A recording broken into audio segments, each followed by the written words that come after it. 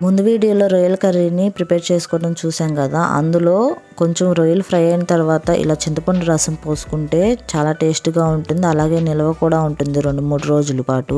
చింతపండు పులుసు పోసుకుంటే నిల్వ ఉంటుందంట, మా అమ్మ చెప్పిన టిప్. అందుకని ట్రై చేశాను ఎలా వస్తుందో అని. ఇవి టైగర్ రొయ్యలు. నేను వీటిని క్లీన్ చేసుకుని ఆగిలి పట్టుకుని ఫ్రిడ్జ్ లో పెట్టుకున్నాను. వండుకునే ముందు ఒక అరగంట ముందు అయితే తీసి బయట పెట్టుకున్నాను. కర్రీ వండటం అయిపోగానే రైస్ కూడా ఇలా పెట్టేశాను పొయ్యి మీద.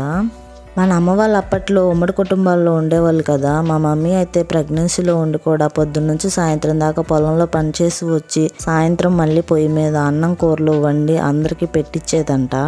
మా అమ్మ అలా చెప్పినప్పుడల్లా నాకు చాలా బాధ అనిపించేది. ఇప్పుడైతే మనం ప్రెగ్నెన్సీలో ఉండి కాలు కూడా కదపము, అప్పట్లో వాళ్ళు ఎలా చేశారో అనిపించేది.